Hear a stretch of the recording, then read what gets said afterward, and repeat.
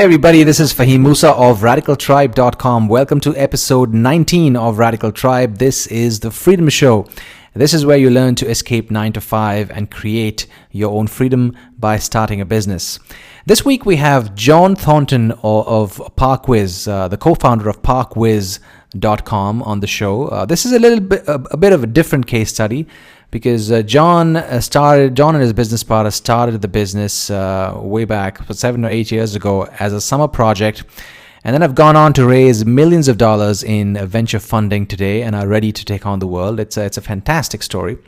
Now, as you know, I usually don't feature entrepreneurs and businesses that have raised a ton of money and are building a really big business. Of course, I have tremendous respect for entrepreneurs that do that. But the reason I don't usually feature them on this show is because a lot of people in the audience cannot relate to those kinds of businesses.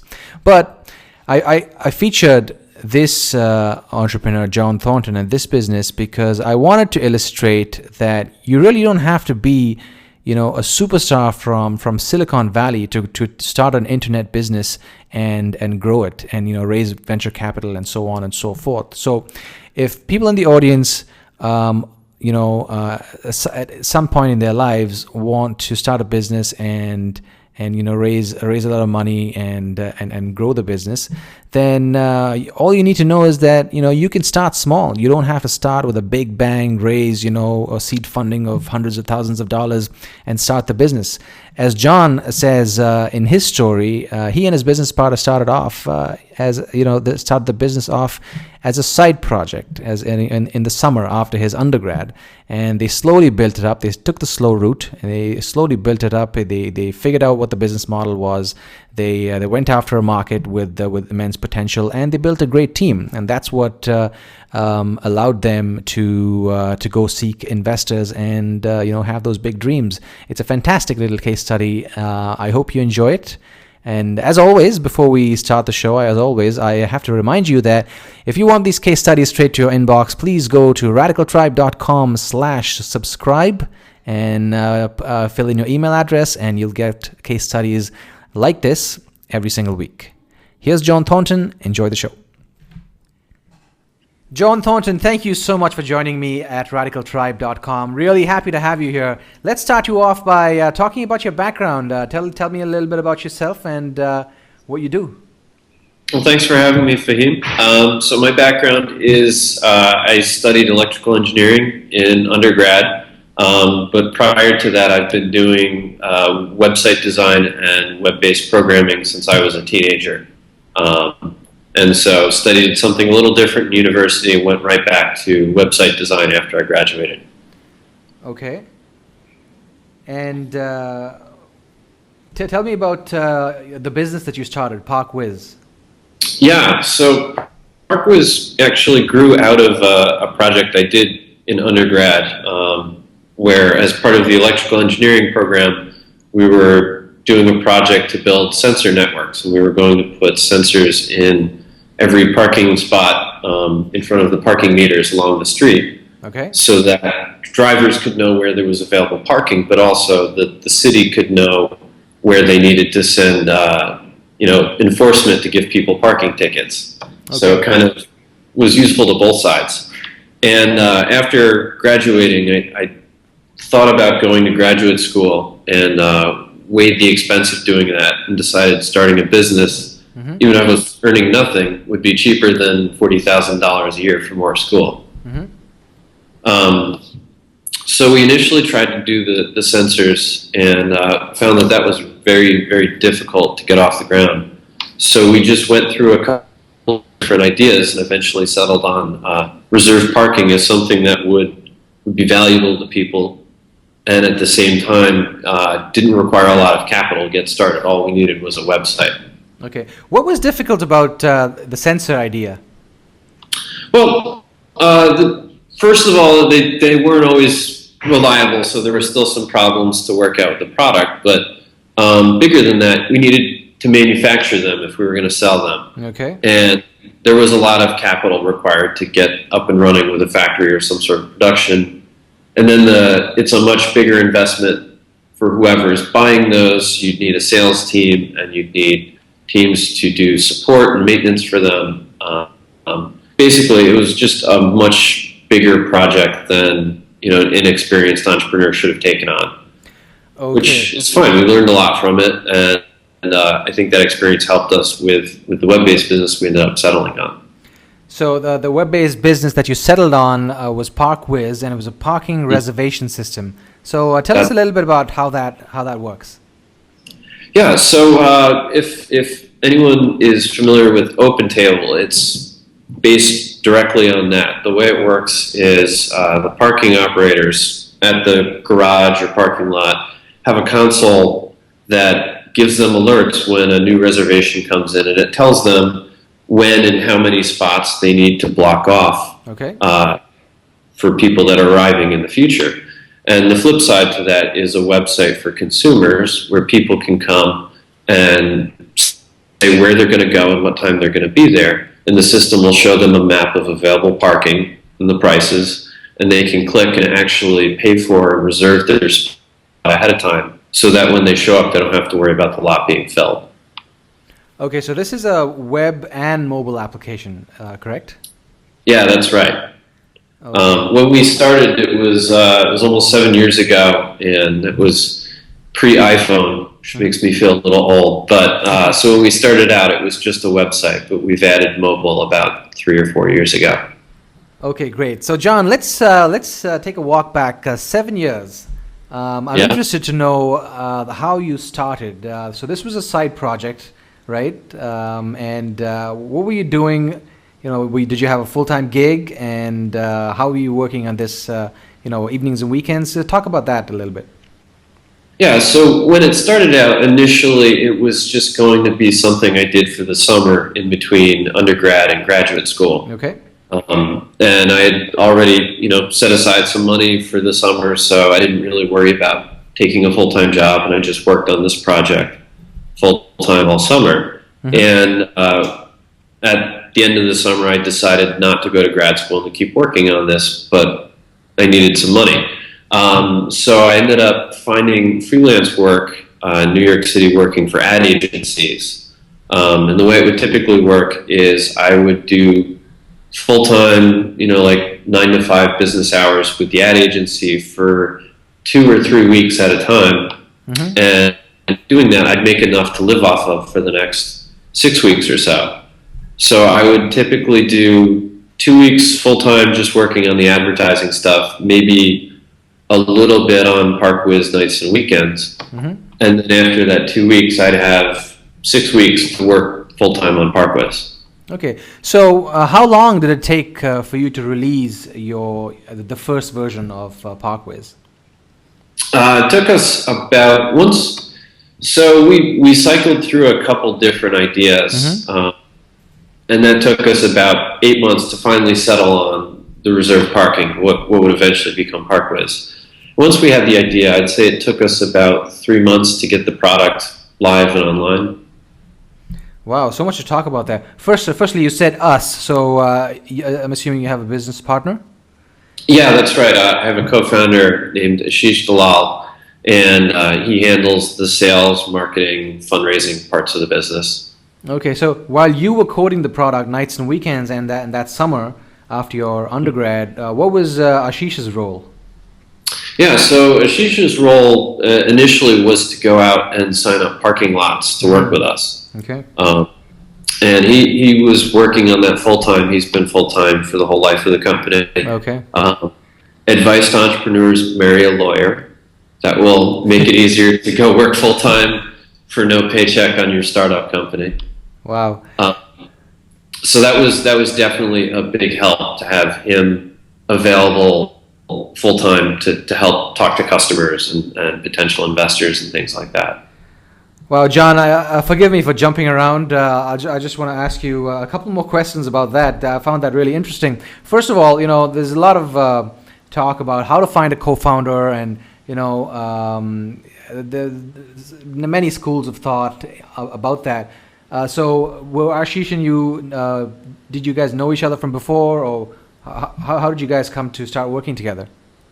Well, we were actually introduced by the professor that I was doing the parking project under.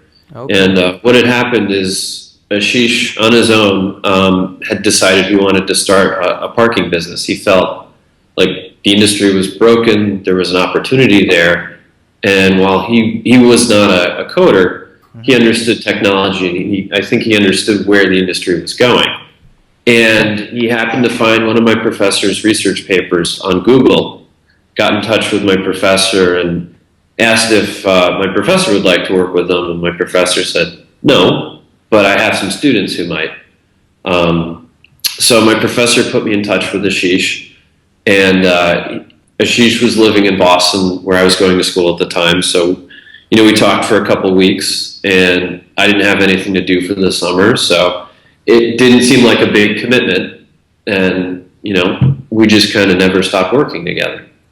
That's such a fantastic story. That, for Ashish's part and yours as well, that talks about, what one simple email, what one simple initiative can do, right? For him to check out the research paper, get in touch with the professor, and then, now you guys have a business together, and a very successful one at that. So that just talks about the initiative, both of yours and Ashish. So that's really impressive.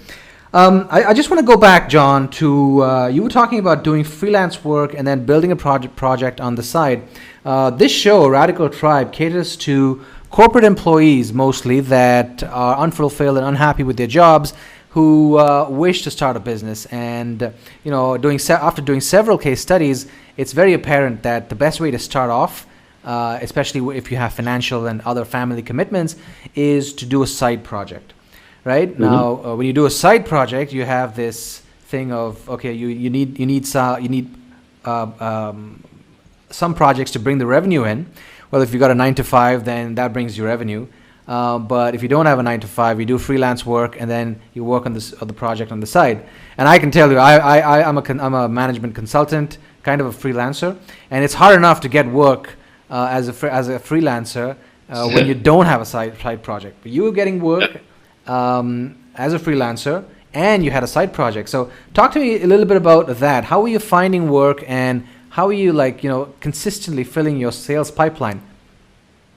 I guess it was, I got lucky. I had a few friends from school that already worked in the ad industry, mm-hmm. and there was a shortage of good programmers. So I got lucky. They needed somebody in a hurry for one project, and that's how I got my first bit of work there. And I just worked really hard and impressed them with that one project, and was able to create a reputation. And with that, I basically had my pick of projects that came through that agency. Okay. There wasn't really any secret to it, I guess. I just, made sure that I did the best job possible. And I think when people are dealing with freelancers, the biggest asset you can have is being reliable and making, producing work that the client can be confident in without having to check it over themselves. Okay. So these ad agencies, they were hiring you to build their clients' websites, I'm assuming? Mm-hmm. That's correct. So, and it was mostly media, so like websites for TV shows and movies, and nothing technically complicated. It was just a lot of CMS systems. So it was almost like mind-numbing work for a programmer, but that was actually good. It was kind of a way to step back from my work on ParkWiz and just kind of let my mind kind of recover a little bit. Okay, that's great. John, one of the things that I always advocate to the audience on this show is that when you start a side project, it's unlikely that you're going to hit the right project the first time you try. I always keep saying you got to keep experimenting with various things and keep iterating, and that's what all the people that I've interviewed say as well. And you just said that it took you 8 months after iterating from when you started your sensor business, your sensor idea, till the time you got to the ParkWiz idea, and then it took you 3 months to build the ParkWiz product.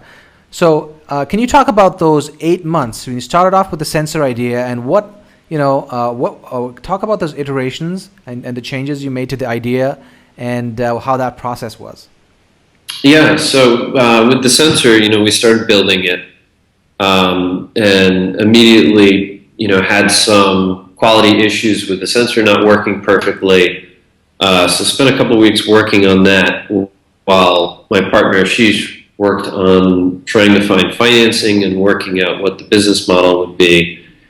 And none of the things were coming together, and there was no one point. It was just kind of like a gut feeling that the product isn't coming together right, the business side of it isn't coming together right. So let's step back and try a different approach. Mm-hmm.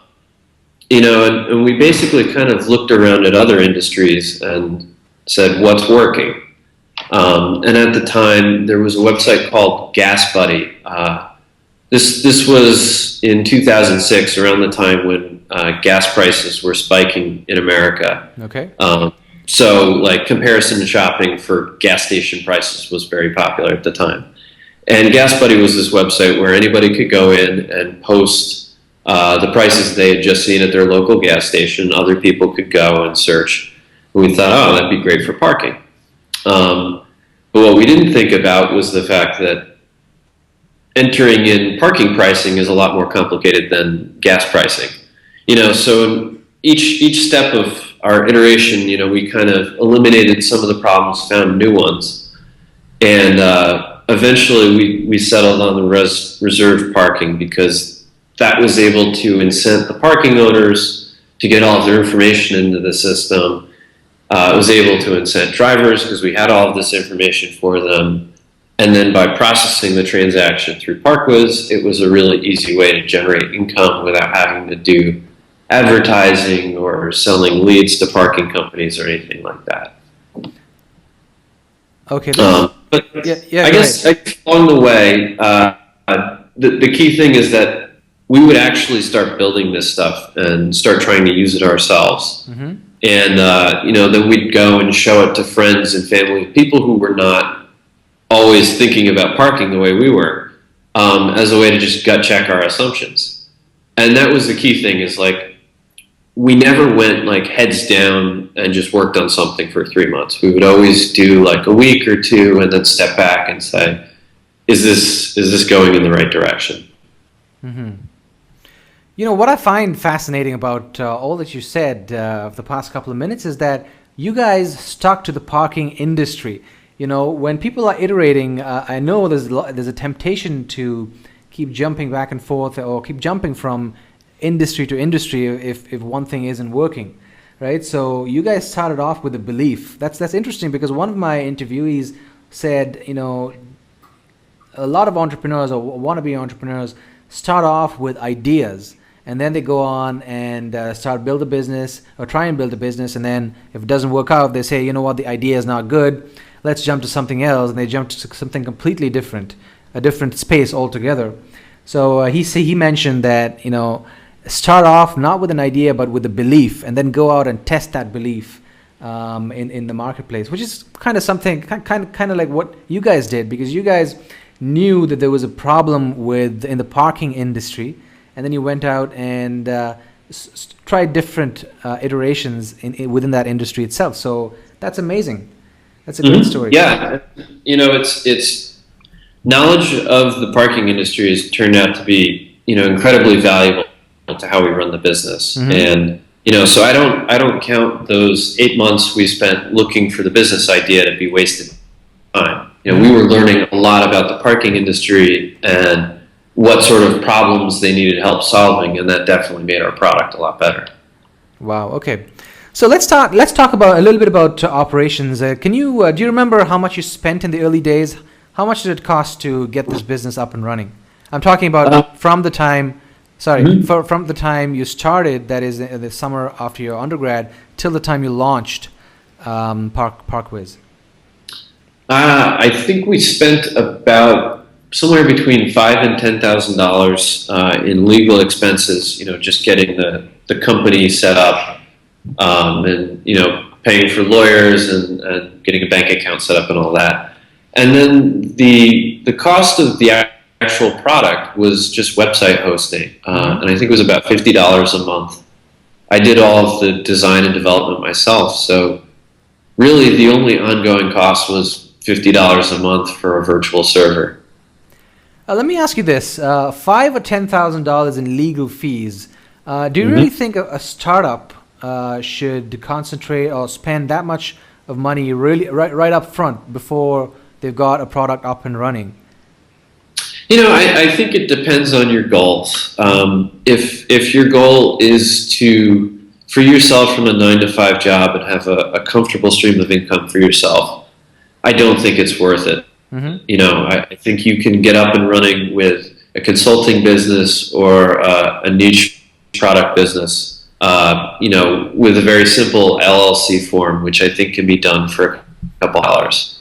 But if you're planning to build a business and you think you're going to take venture capital and really grow the business a lot, I think it's important to get a lot of the foundation done correctly right away, because if there are problems with that down the road, they could really come back and bite you.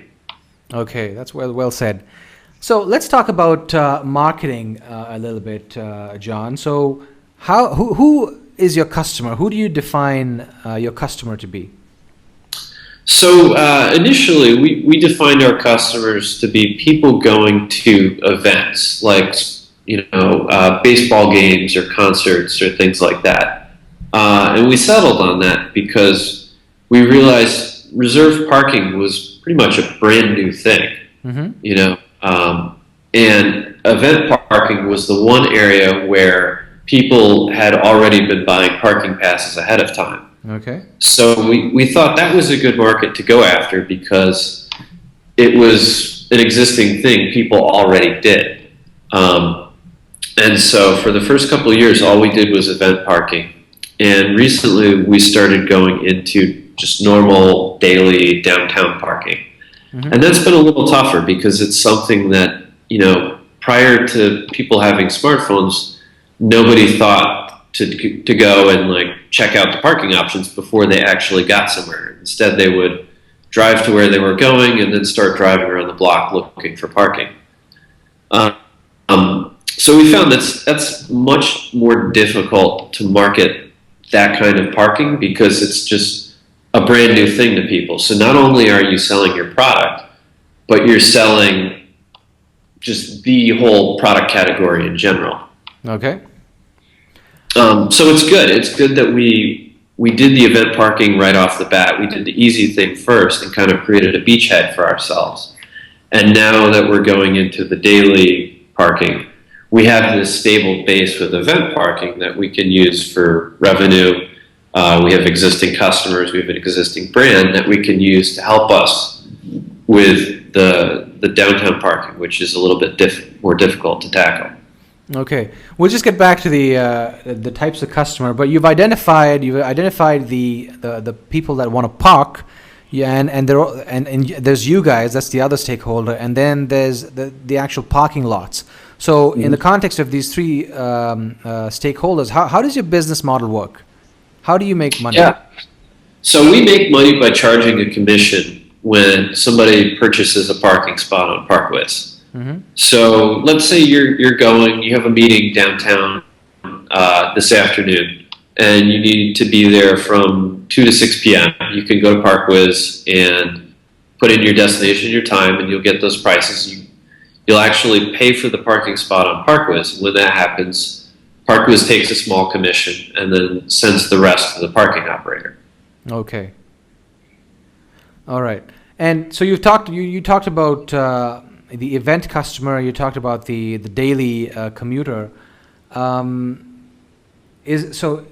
today your customer is that your main customer? Do you guys still target the event parker, or have you branched out to other segments as well? Yeah. So the majority of our business is still event parking, but that's been changing for about the past year as we do more and more of that just daily, anytime parking. We also do monthly parking as well. Okay. So, John, are you? Is this service available all across the United States?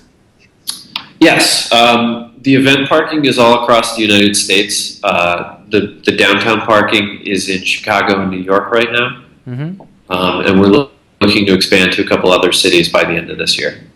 Okay, so let's talk about that. When you say expand to a couple of cities, how do you guys think about growth? Now, I know you've got to sell the parking owners on this concept, right? So, how are you organized around that? Do you have a direct sales force, or do you just do calls, or how does that work? And then, how do you take the decision of growing? Okay, like this is where we're going to go next. That kind of thing. Yeah, so we do have a direct sales force. We actually have 8 people now who are all focused on just finding new parking lots to use ParkWiz. Okay. And the way we kind of pick our targets is we take a look at where the demand is. We look at stats from Google search to see where people are searching for parking. We look at population numbers, the number of estimated numbers of commuters in a city, and we use all of that information to think about where the biggest opportunities are. Okay. And we just go down the list, one by one. Okay. So it's very quantitative. So you do a lot of quantitative analysis before you say you chart out your course. That's right. So can we talk about lead generation in the beginning? And there are two types of. You have a consumer on one side, and then you have the guy who pays your bills is the parking lot owner, right? So you have these two different stakeholders. Can you talk about the types of lead generation activities that you undertook in the beginning for both these two sets of stakeholders? Well, on the consumer side, it was and is all about SEO. Mm-hmm. As we're still a fairly small business, so we're not doing TV ads or anything crazy like that. Mm-hmm. So it's all about picking the right keywords on Google and then just building landing pages to rank highly for those keywords. So when we were doing the event parking, we built landing pages for all the baseball stadiums and the football stadiums. And once we started getting up into the 5th, 4th, 3rd place on the search results, we started getting a substantial amount of business. And we were able to augment that and accelerate it with paid search ads on Google as well. Okay. And to this day, I'd say about 60 or 70% of our business still comes directly from Google. Wow. Okay. And on the parking operator side, that's largely been direct sales and word of mouth. So we will look at businesses and parking lots that are near big attractions, businesses near a football stadium or near a theater or something, and we'll just call them up. And the pitch is usually pretty easy. If they have a parking lot, we tell them that they can make money on it, and some money is better than no money, so businesses are generally pretty receptive to it. And when we got started, actually, we worked with a lot of businesses that weren't parking companies. Like we worked with a restaurant near Giant Stadium in New York that just had a big parking lot, and they weren't making any money on it. We said, hey, we can get cars in here at $20 a spot, and that would generate an extra couple $1,000s a week for them. And once we had this base of a handful of businesses using it, the parking companies started to notice. And amongst businesses near a stadium, I think they all talk. So word gets around, and once we'd sign up a few in an area, usually all of the rest would call us. That's great. So it was all about establishing that beachhead, and then setting things up so that the rest would just kind of follow. Yeah, the event beachhead, right? That's pretty smart. So you talked about the word spreading and people automatically calling you. Is this? I mean, I'm assuming that this is not a very crowded marketplace. Do you have a lot of competitors? No, we have a few now. When we started, we were the only one doing it. Now I believe we have 4 or 5 competitors. So it is getting more crowded, which is not a bad thing. Especially on the consumer side. I think we have a product that people just are not aware of yet. Mm-hmm. So having competitors actually makes it easier for us because they're helping to educate people that this is a thing that exists. Absolutely.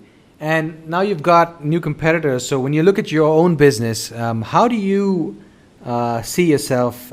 How do you stand out from your competitors? And what do you consciously make it a point to do certain things that help you stand out and help you deliver more value than the competitors, or do you just take it as it comes?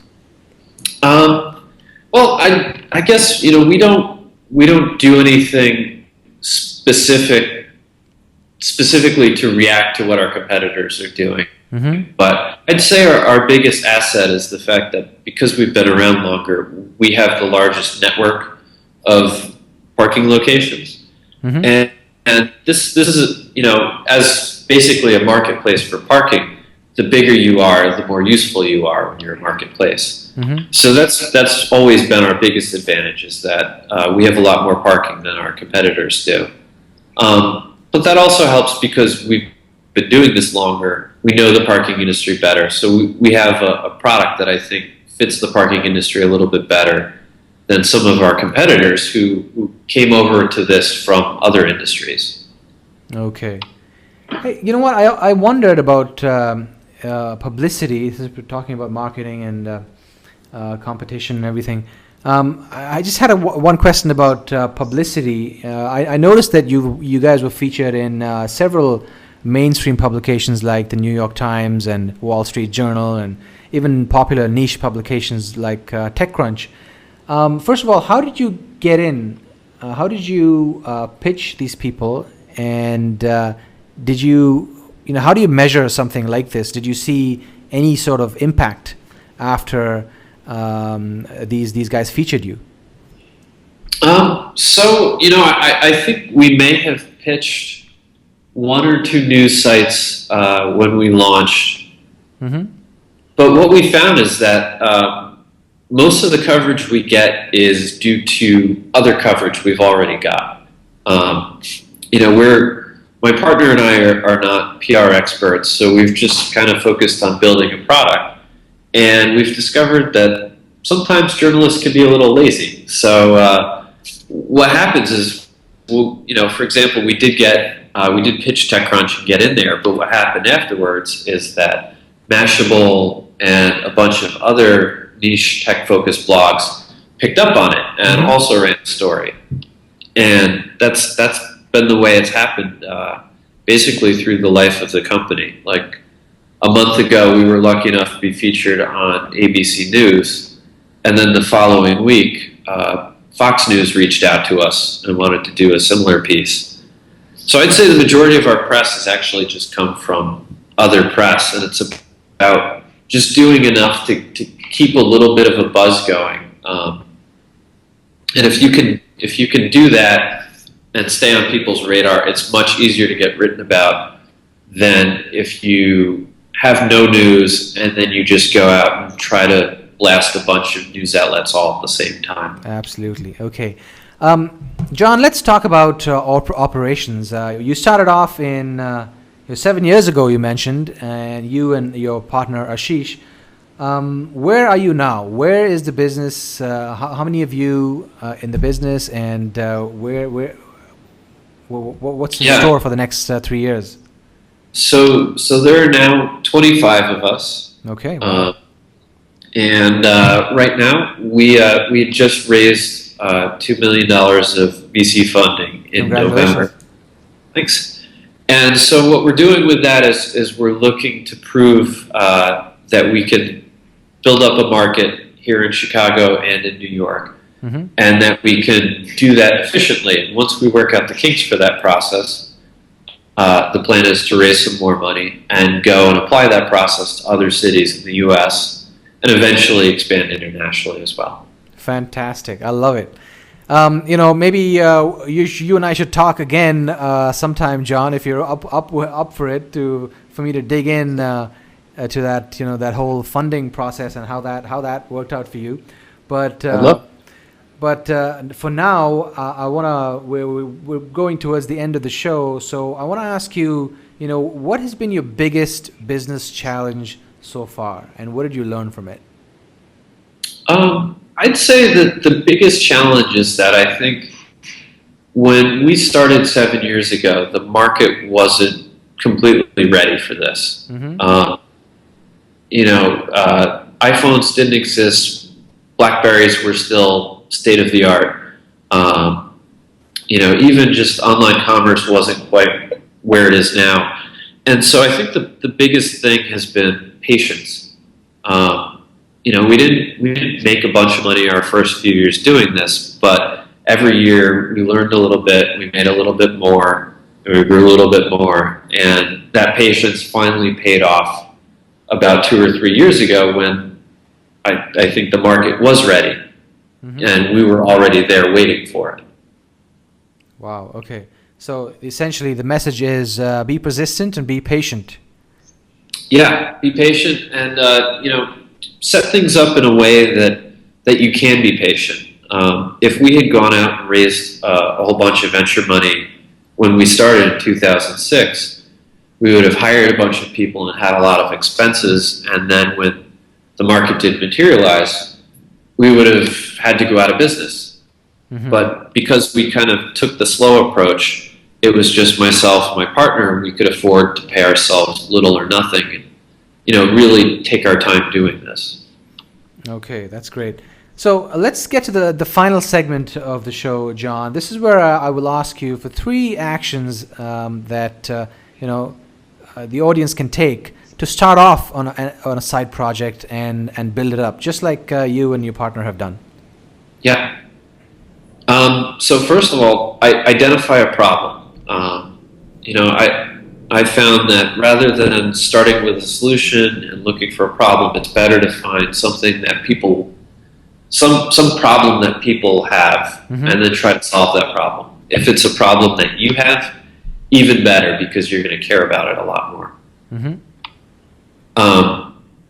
The second thing I would suggest is, if you already have a full-time job or if you're consulting, carve out time to work on your side project, and really, block it off on your calendar, because the toughest thing when you're already working a full-time job is just managing your time. And if you don't devote a regular amount of attention to your side project, it's going to be very hard to get off the ground.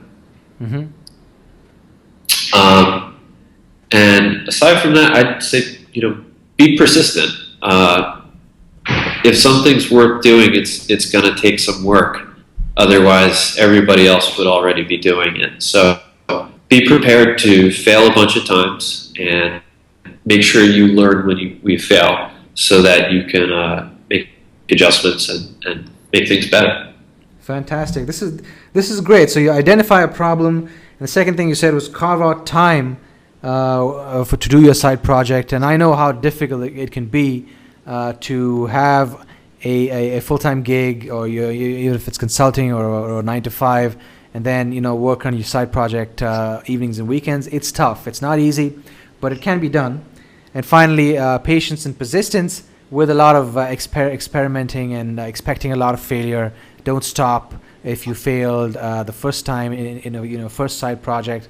Look for another idea in that same in your same industry or that same niche, and success will come. Right, Jon? Yep, that's right. So, Jon Thornton, I think this has been fantastic. People will definitely be inspired by all your sage advice.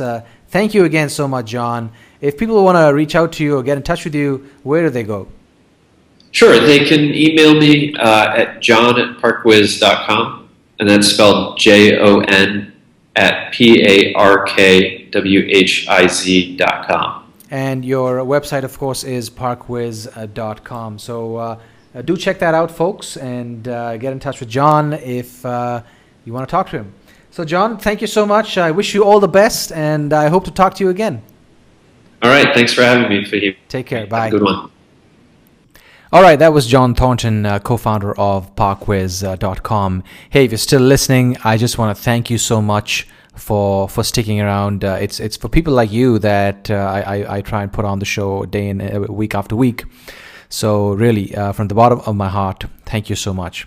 Go to the to radicaltribe.com/session19 if you want to see if you want to read a 10-minute summary and an action guide for this case study. I mean, it's one thing listening to this case study, and it's quite another putting these insights from these guests into action. That's what it's all about. That's why I do these shows for you, so that you can make that change in your life and create your freedom. So thanks again for listening, and if you want to reach out to me, you can email me at fahim@radicaltribe.com, or if you like, you can even go to radicaltribe.com/session19 and leave a comment on the show and tell me what you think.